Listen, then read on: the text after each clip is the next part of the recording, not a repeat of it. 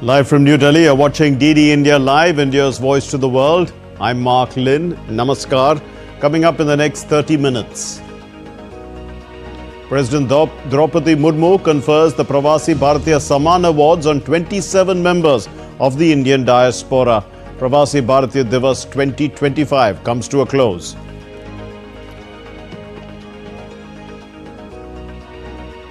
US President-elect Donald Trump to be sentenced in the hush money case. He says he's going to appeal the order.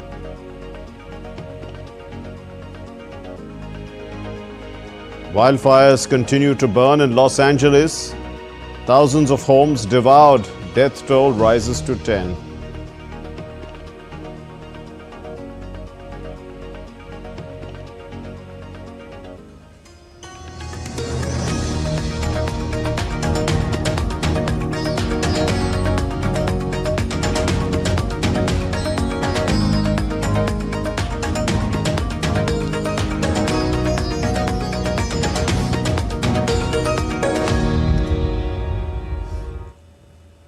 India's President Draupadi Murmu attended the valedictory session and Pravasi Bharatiya Samman Awards ceremony of the 18th Pravasi Bharatiya Divas convention in Odisha's Bhubaneswar today. She conferred the Pravasi Bharatiya Samman Awards 2025 upon 27 members of the Indian diaspora to recognize their achievements and to honor their contributions in various fields in India and abroad.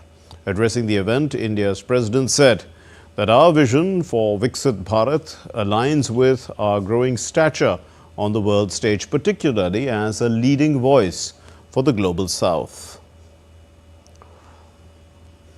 Our vision for Viksit Bharat aligns with our growing stature on the world stage, particularly as a leading voice of the global south. It is guided by our timeless philosophy of Vasudhaiva Kutumbakam, or the world is one family. This vision is about creating an ecosystem that not only meets our needs but also contributes to global well-being.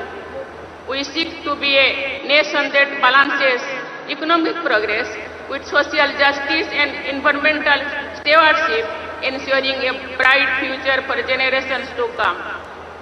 Each one of you, whether through entrepreneurship, philanthropy, or knowledge sharing, will play an essential role in achieving this vision.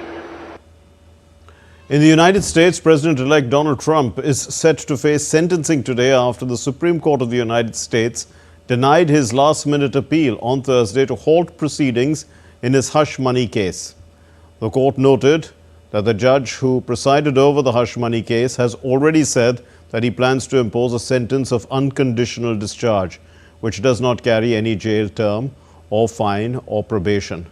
Trump is scheduled to be sentenced in Manhattan at around 9:30 p.m. Indian Standard Time. That's about 14:30 GMT on Friday. He has been convicted by a New York jury in May of 34 counts, I beg your pardon, 34 counts of falsifying business records to cover up a hush money payment to adult film actress Stormy Daniels. Trump is the first former president of the United States to be convicted of a crime and will be the first convicted felon to serve in the White House.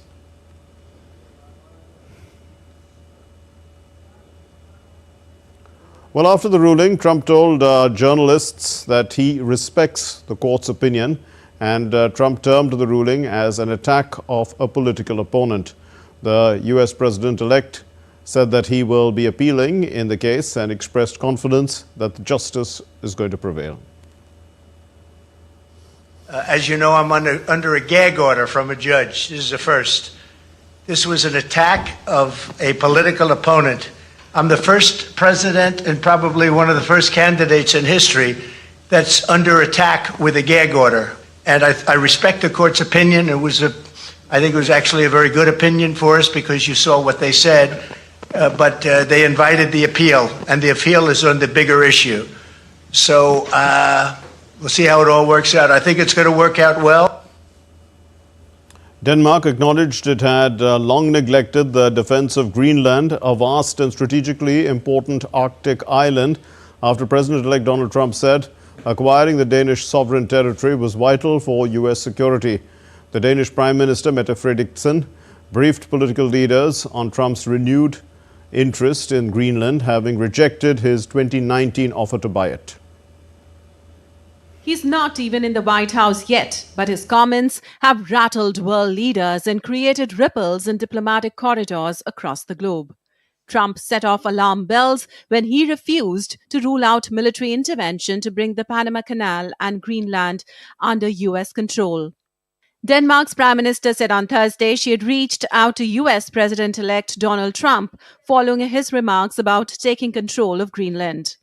Denmark has said it is open to talks on U.S. interest in the Arctic, but insists that Greenland belongs to the Greenlanders. We have also proposed a conversation between us.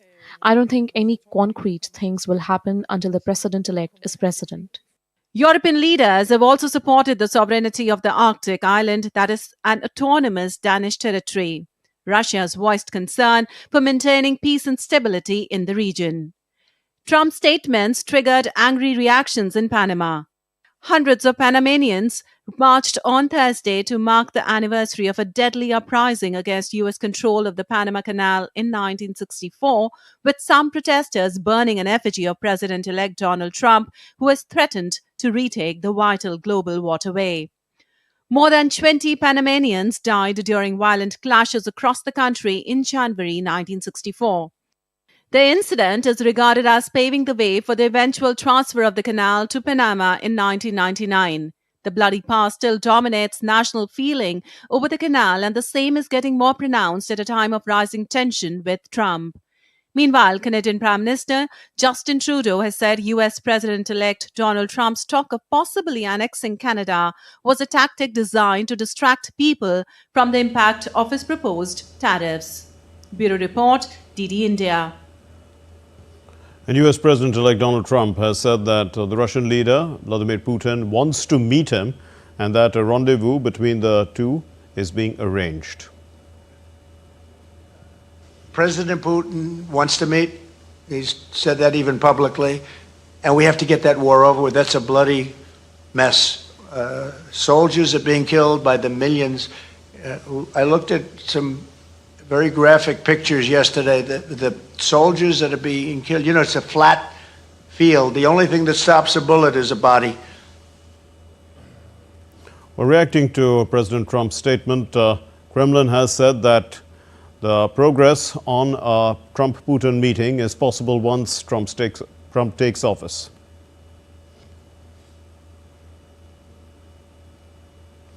In Venezuela, the opposition leader, Maria Corina Machado, has been freed after being detained for leading a protest in Caracas on Thursday against the president, Nicolas Maduro.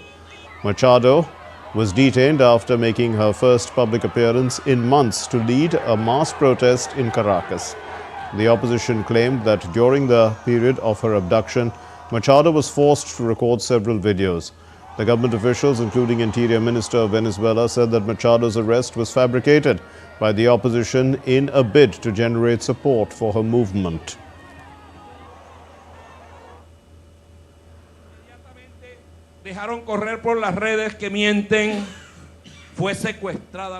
Immediately they spread that lie on social media, that the Sayona was detained and nobody said anything. Immediately countries issued statements from vagabond ex-presidents, from political organizations saying we reject the detention of Maria Corina, we demand freedom, and that lady had been relaxing at home since early. Never and ever, never, I guarantee you, if we decided to detain her, she would already be detained. Jamás, miren, yo se los garantizo, que si la decisión fuera detenerla, ya estuviera detenida. Entrapped in an economic crisis with virtually no growth, Germany finds itself heading into snap elections at the end of February. These days, the major parties are starting their campaigns and the country's weak economy is front and center. Lars Holter is with Deutsche Welle and joins me from Berlin. Lars, what are you hearing about the political side, about how to solve the current problems?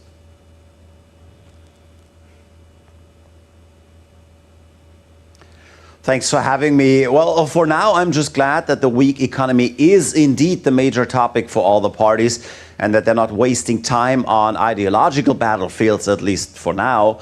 In fact, the major parties are pretty much in agreement that German companies have to invest more to really fire up the economy again. So the question is, how do you get the corporate sector to invest more, especially in uncertain times? Now, there seem to be two ideas out there right now. The Social Democrats, that is the party led by still governing Chancellor Olaf Scholz, says that they want to pay out an investment subsidy to companies, obviously making it cheaper for them to invest. The idea seems to be that 10% of any investment in new plants or machinery would be paid by the government through a tax refund. The Green Party, by the way, they're the Social Democrats' coalition partner, is on the same page here. But then there's the Christian Democrats currently leading in the polls, and they are suggesting to just generally lower corporate taxes. Currently, they stand at around 30%, and that is, in fact, quite a bit higher than in other EU countries, and they want to bring them down to a maximum of 25%. Lars, these suggestions seem reasonable, but what are the pros and cons of each? Well, let's start with the subsidy on investments. There definitely is one big plus for this option. It would be a very targeted approach. Money would flow only and specifically when a company is in fact investing. And thus this is a form of subsidy that has a very direct effect. The problem, of course, such a program could be quite difficult to administer. It could lead to a hell of bureaucracy. And some say, in fact, it might subsidize investments that had already been planned.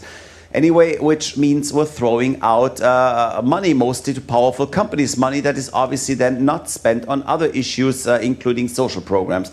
Well, but then we have the general tax cuts. The good thing, obviously, about that is that it leaves companies with more money, and some of that might, in fact, be invested. But it doesn't guarantee that. So as much as this option would be a lot easier to administer, it would not really tackle the issue with much precision. It would lead to less income for the government while not guaranteeing new growth at all. Indeed, and as helpful as these programs may seem for the business sector, one question remains: how are they going to be financed? Yeah, that's a very good question. Indeed, both these ideas, the individual subsidy as well as the tax cut, are estimated to cost Germany around 18 billion euros per year.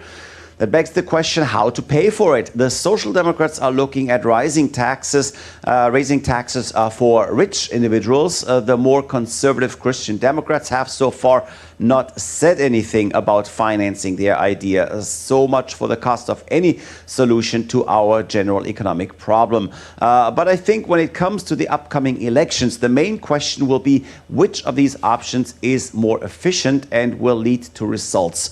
And while the Social Democrats are saying that every euro of subsidies spent, every euro they spend on subsidies leads to 1.5 euros in investment, that's still just a number. Some analysts have long said that money isn't even the issue for companies when deciding over investment. They say companies are much more concerned about a lack of skilled workers and bureaucracy, and that these are what makes German businesses weary to invest. Thanks very much, Lars, for joining us. That was Lars Holter from Deutsche Welle. Now, in South Korea, the presidential security chief Park Chung-jun has submitted his resignation to the acting president Choi Sang-mok. The presidential security service chief is currently under investigation into allegations of obstructing anti-graft officers who were trying to arrest the impeached president Yoon Suk-yeol last week. Early on Friday, Park Chung-jun warned against a violent attempt to arrest Yoon.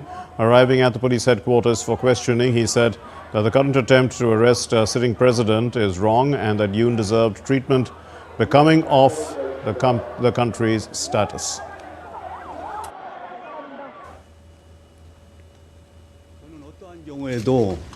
I believe that under no circumstances should there be a physical confrontation or bloodshed. And in order to prevent such a situation, I have called Acting President Cho several times to suggest interagency mediation with the government, and I have also asked the President Yoon Suk Yeol legal team for a third alternative. However, I did not get the right answer.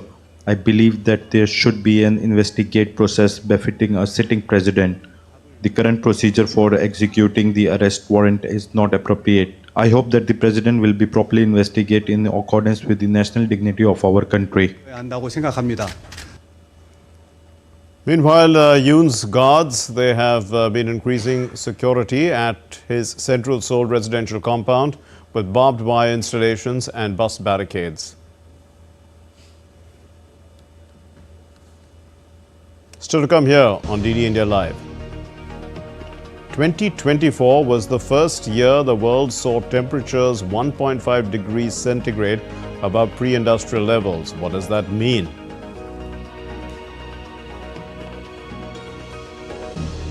We'll also get you other weather updates, this time from Japan, and there'll be a report on Antarctica as well.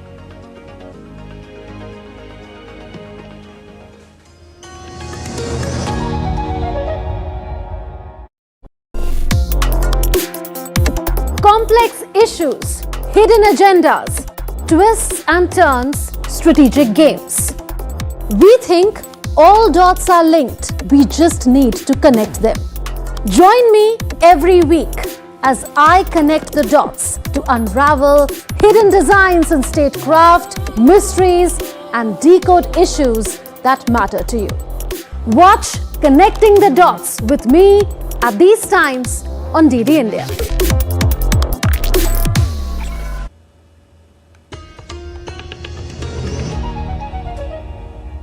You're watching DD India Live. I'm Mark Lynn. Well, the Bharat Climate Forum 2025 is being organized in Delhi, and it's deliberating on various subjects with industry leaders and government stakeholders, especially on India's self-reliance in the clean tech sector. The day-long event is witnessing participation from across the globe. On the sidelines of the event, the DD India correspondent Dibyendu Mondal spoke to the former Secretary of the Ministry of Renewable Energy, Bhupinder Singh Bhalla, on India's progress in renewable energy and clean tech sector. Let's listen. Let me ask you about how India has taken leaps in terms of the clean tech industry, and where do you see India going forward from here in the next 5 years? I think we are doing very well in clean tech manufacturing. If you look at clean tech manufacturing, I would say classify it from the renewable energy angle, I would say it's solar and wind. Batteries, of course, is also coming up, but in solar, for example, we were nowhere 5-7 years ago. Today we can boast of, and we have about 74 gigawatt of solar manufacturing capacity, module manufacturing capacity in India, which I would say, which was only 18 gigawatts in March 23. So in 1.5 years, sort of, we have grown almost 4 times. And it's growing further. I think our estimate is that we should reach about 100 gigawatt of solar PV module manufacturing in about a year or year and a half time. The government's intention is also to indigenize the entire value chain, entire upstream of the module, and that's in progress. There's a PLI scheme which has been awarded, where we have 48 gigawatts of different kinds of capacities coming up, out of which I think about half of them are fully integrated. But the point is also that even though we have awarded capacities for wafer to module or cell to module, many people are thinking of adding their own wafer or polysilicon in some way.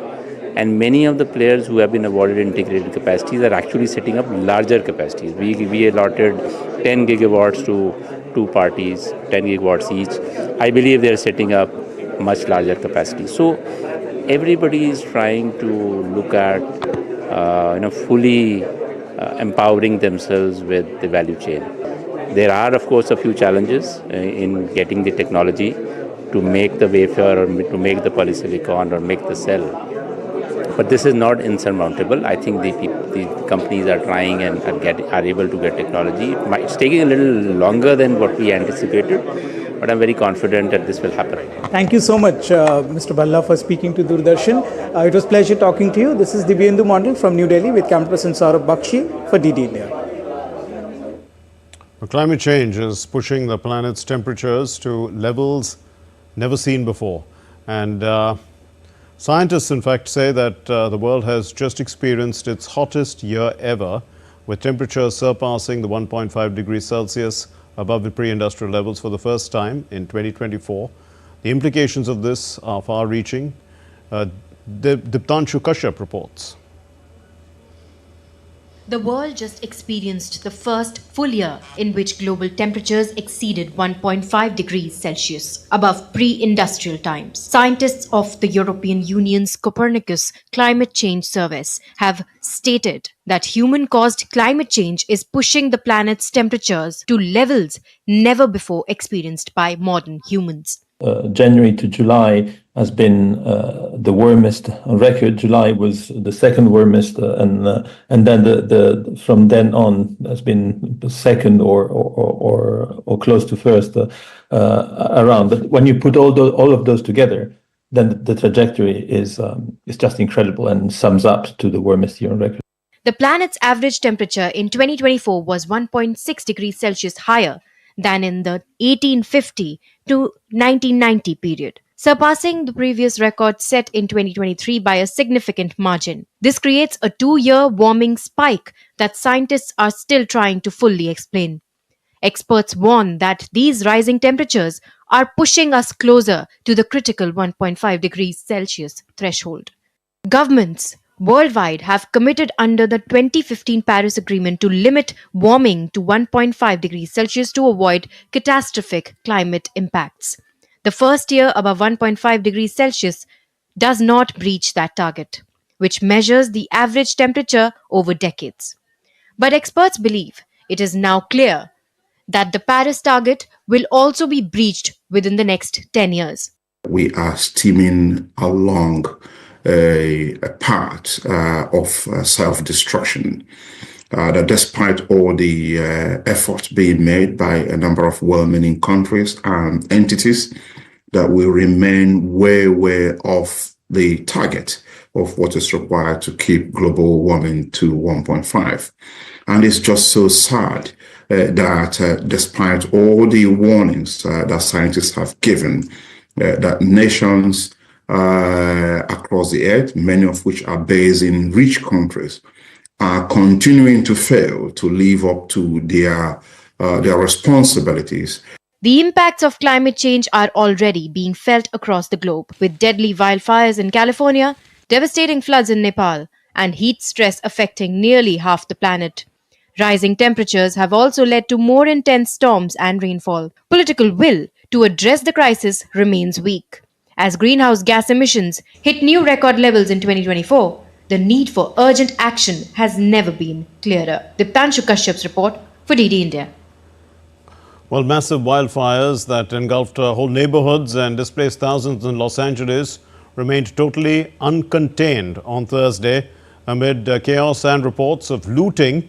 The U.S. National Guard soldiers, they are being readied to hit the streets to help quell the disorder, while President Biden has asked the governor and local officials to spare no expense in order to do what's required to contain these fires. Los Angeles is a city on fire, and this time quite literally. With smokes blanketing the sky and an acrid smell pervading almost every building, swaths of the United States' second largest city lay in ruins. Massive wildfires from the east and west remain totally uncontained even on Thursday. At least 10 people have been killed so far. Thousands of homes and businesses have been incinerated, and nearly 180,000 people have been ordered to evacuate their homes, with another 200,000 under evacuation warnings. Death toll is likely to rise as human remains detection teams would conduct house-to-house searches once it is safe. It's a natural disaster, so we couldn't do nothing. As long as we're healthy, we're fine, we're alive, that's all that matters. Amidst the chaos, looting had broken out, with numerous arrests made. Around 400 US National Guard soldiers are expected to be on site Friday. Local police is already patrolling evacuation zones. Further, a sunset to sunrise curfew has been declared in evacuated areas of Santa Monica, and police said more overnight curfews would be coming in the fire zones. We had a number of looting arrests throughout the entire county region. That is unacceptable behavior. Having additional resources, having the National Guard with us, which will augment those resources, will help send a stronger message, keep people out of the impacted areas so we don't continuously victimize the people who have already been victimized, who have lost their homes. The biggest blaze has ripped through over 19,000 acres of the upscale Pacific Palisades neighborhood, while another fire in the Altadena had torched 13,000 acres. US President Joe Biden has pledged extra federal funds and resources to help the state cope. So today I'm announcing that the federal government will cover 100% of the cost for 180 days. This is going to pay for things like debris and hazard material removal, temporary shelters, first responders' salaries, and all necessary measures to protect life and property. And folks, I want to underscore, I told the governor and local officials, spare no expense to do what they need to do and contain these fires and in their communities that have really been devastating. Experts estimate the damage and economic loss at $135 billion to $150 billion US, warning an arduous recovery and soaring homeowners' insurance costs. Officials warn that more strong winds are expected on Friday and that Tuesday of next week could see even more robust winds. It has been around 262 days without rain in the area and conditions are very dry. Bureau Report, DD India. Well, EU's report suggests a rise in overall temperatures. However, there has been a surprising turnaround in Antarctica's sea ice levels, as observed in December of 2024, marking a shift from record low levels seen in previous months. This rebound has slowed the rate of sea ice loss, challenging earlier concerns about the potential of irreversible damage to the continent. According to data from the US National Snow and Ice Data Center, the Antarctic ice extent has recovered to 7.3 million square kilometers by the end of 2024. The significant rebound brings the sea ice levels close to the levels that were observed between 1981 and 2010. A powerful cold snap has gripped Japan, bringing heavy snowfall to central and northern areas. The severe weather has caused widespread disruptions, including delayed high-speed rail services. Meteorologists predict further heavy snowfall on Friday, primarily affecting the Sea of Japan coast of Honshu, Japan's largest island. That's all we have in this edition of DD India Live. Let's know your thoughts on the news of the day. Those of you on the go, get the latest news and updates from DD India and across the world on the DD India mobile app. So you can download it, scanning the QR code now. We'll be back with more news as it breaks here on DD India. I'm Mark Lynn. From all of us here in Delhi, thank you for being with us on DD India Live. Namaskar.